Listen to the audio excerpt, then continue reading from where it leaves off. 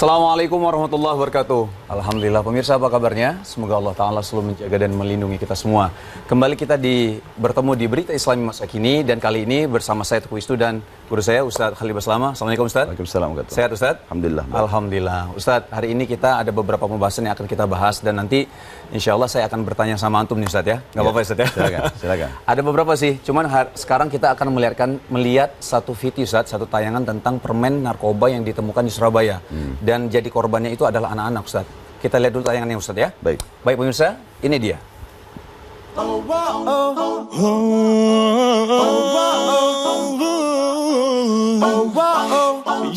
Siapa yang tidak suka makanan ringan yang manis ini? Ya, permen. Namun nampaknya kini pecinta permen terutama anak-anak harus waspada.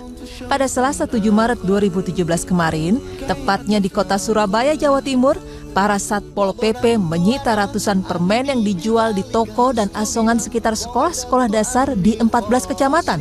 Kepala Satuan Polisi Pamong Praja Kota Surabaya mengatakan bahwa permen yang dijual dengan harga Rp1.000 per bungkusnya ini diduga mengandung bahan berbahaya yang tergolong narkoba. Razia ini digalakan sejak beberapa waktu yang lalu, tim melakukan razia pada siswa-siswi yang bolos sekolah. Dalam razia tersebut, terdapat pengakuan salah seorang pelajar SD yang bolos sekolah dan mengaku pusing setelah mengkonsumsi permen. Wali Kota Surabaya, Tri Risma hari ini pun turut angkat bicara mengenai hal ini. Dikatakannya bahwa memang ada permen temuan saat razia yang kemudian dilakukan pemeriksaan di lab dan ternyata mengandung bahan tertentu yang berbahaya bagi kesehatan. Risma pun kemudian memerintahkan kepada Dinas Kesehatan dan Satpol PP Surabaya untuk mengamankan permen serupa yang biasa dijual ke anak-anak. Hingga saat ini, permen-permen yang disita ini tengah dalam proses pengujian dan belum ada keterangan resmi dari Dinas Kesehatan setempat.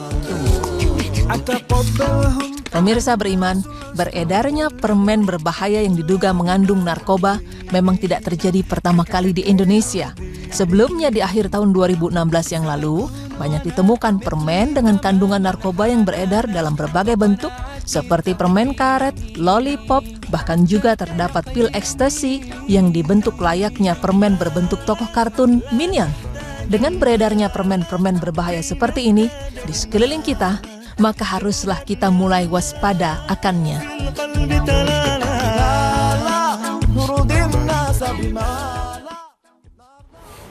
Ustadz tuh ngeri banget ya Ustadz ya. Kita ngeliat ada beberapa memang kejadian yang ini realita yang ada Ustadz ya. Memang banyak sekali beberapa yang anak-anak muda memang dihancurkannya dengan salah satunya dengan narkoba Ustadz gitu. Ustadz kalau misal ini gimana tanggapan Ustadz melihatnya Ustadz? Ya, Alhamdulillah, wassalatu wassalamu ala rasulillah. Tentu ini narkoba bagian daripada hal-hal yang diharamkan dalam agama dan dia masuk dalam kategori yang memabukkan. Jadi hal yang memabukkan dalam Islam itu tidak harus cairan, bisa juga bubuk dan seterusnya. Makanya dia masuk dalam kategori obat-obat yang terlarang. Dan ini masuk dalam umumnya larangan firman Allah Subhanahu wa taala tentang pengharaman khamar dalam surah Al-Maidah ayat 90. Tentang pengharaman khamar yang Allah Subhanahu wa taala menutup ayatnya mengatakan afala tantahun, tidakkah kalian meninggalkan perbuatan tersebut. Dan juga dalam ayat ini Allah tekankan innama yuridu syaitanu an yuqi'a bainakumul adawata wal baghdha fil khamri wal maisir. Dan sungguhnya syaitan itu ingin menyesatkan kalian, menyusahkan kalian dalam judi dan minuman keras itu. Tentu sekarang ini hal-hal yang sangat menyedihkan karena sampai pada tingkat anak-anak pun dijadikan sebagai korban. Ini tentu hal yang mesti serius ditangani. Iya Ustadz, jadi memang ini jadi kekhawatiran kita semua ya Ustadz ya, sebagai orang tua, anak-anak kita mungkin sekolah mungkin ya ada jajanan-jajanan yang kita mungkin nggak bisa kita pungkiri Ustadz ya, dalam arti kita mungkin nggak bisa menjaga 100% anak kita gitu. Nah Ustadz, ini kita sekarang break dulu, nanti setelah ini kita akan bahas tentang masalah ini juga Ustadz ya. Baik. Saudaraku, jangan kemana-mana, tetap di Berita Islami Masa Kini.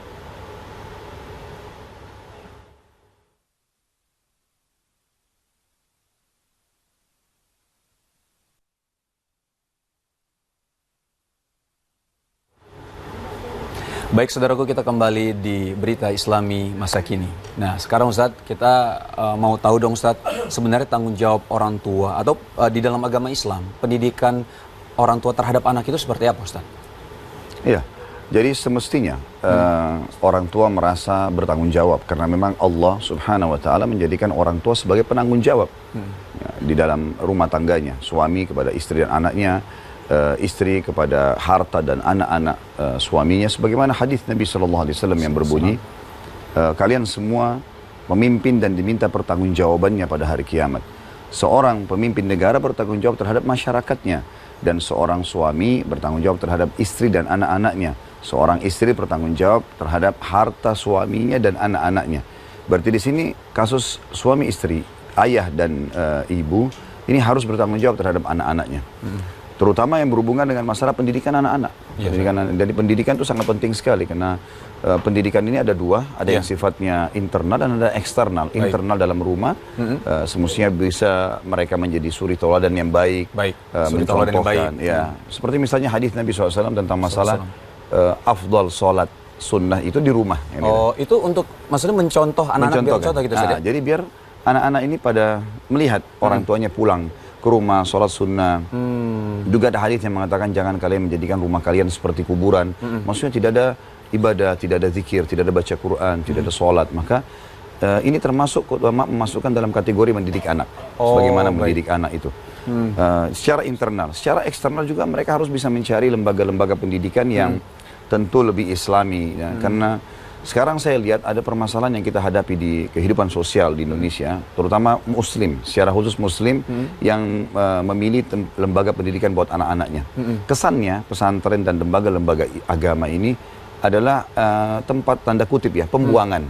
Jadi kalau tidak lulus di sekolah A baru atau sekolah B, pesantren. baru masuk ke pesantren.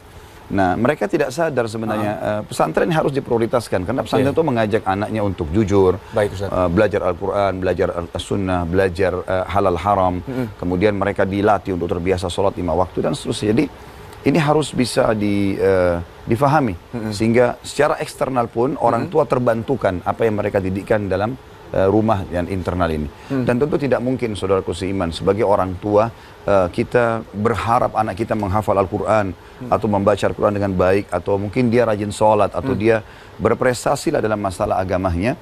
Dan tentu kalau prestasi dalam agama berarti berprestasi dalam semua kehidupan. Karena agama selalu menyuruh baik, jujur, amanah, tanggung jawab, bakti dengan orang tua, berbuat baik dengan tetangga, berbuat baik sesama manusia, bahkan sesama makhluk. Maka kalau orang dekat dengan agama pasti dia akan baik, otomatis dia akan baik. Di sini dia harus bisa, orang tua harus bisa menyadari pentingnya poin itu, sehingga dia menyatukan antara pendidikan agama yang dia sendiri harus terapkan dulu, kemudian dia bisa terapkan kepada anak-anak. Jadi Ustadz, ini kan memang ada pengaruh internal dan eksternalnya. Ini memang sama-sama kuat sebenarnya Ustadz ya. Pergaulan juga gitu. Nah Ustadz, kalau misalnya memang di satu sisi kita sebagai orang tua, tadi Ustadz sudah sampaikan bahwa memang dari kecil itu harus dididik dengan agama Ustadz. Itu nggak bisa kita pungkiri Ustadz ya. Nah Ustadz, seberapa penting sih anak ini nanti untuk kita Ustadz? Maksudnya ini menjadi investasi kita di dunia maupun di akhirat. Jadi sebenarnya anak itu aset amal jariah yang luar biasa, luar biasa. Misal contoh saja, saya sama Mas Wisnu sekarang pada saat kita bisa berjalan, bisa berbicara, kita mengetahui mana baik dan mana buruk. Kalau orang tua menjadi penyebab dalam hal itu, misal saya bisa berjalan karena ayah saya dan ibu saya dulu waktu kecil mengajarkan saya jalan, atau mengajarkan saya berbicara, atau membedakan, memberitahukan mana yang baik dan mana buruk, baik itu tata krama, kehidupan sehari-hari, ataupun masalah informasi, ilmu pengetahuan. Maka sampai sekarang dan mungkin sampai saya meninggal ataupun saya mengajarkan kepada orang lain, orang tua saya panen pahalanya. Masya Allah. Terus itu Ustaz ya? Iya, maka aset amal jariah sebenarnya adalah anak-anak. Masya Allah. Nah makanya banyak orang tua tidak sadar, mereka sibuk menitipkan anaknya ke baby sister saja, atau ke pembantu rumah tangga, walaupun ini boleh, bukan tidak boleh. Karena Nabi SAW menggunakan pembantu di rumahnya, tetapi poinnya adalah bagaimana dia harus mengetahui dan menyadari kalau tenaga dia atau andil dia dalam masalah ini lebih besar dibandingkan orang-orang lain. Baik di dunia maupun di akhirat Ustaz ya? Di akhirat juga maksudnya dalam arti kalau kita meninggal, kita tetap akan dapat amalan. Tentu. Jadi sekarang kita sedang bicara masalah di dunia dia akan merasa bangga karena anaknya baik, dan akan diceritakan baik oleh masyarakat. Di akhirat juga akan menjadi aset amal jariah tentunya. Akan sangat membantu dia. Baik Ustaz, kita sekarang akan ada beberapa foto nih Ustaz. Nah ini tentang 3 pelajar di Bangkalan, ini bolos terus pesta miras Ustaz. Ini kalau antum lihat sendiri, ini apa pengaruh pergaulan itu sangat besar Ustaz? Ya, jadi sebenarnya gabungan antara internal dan eksternal pendidikan tadi itu dirangkum dalam sebuah hadis Nabi SAW yang berbunyi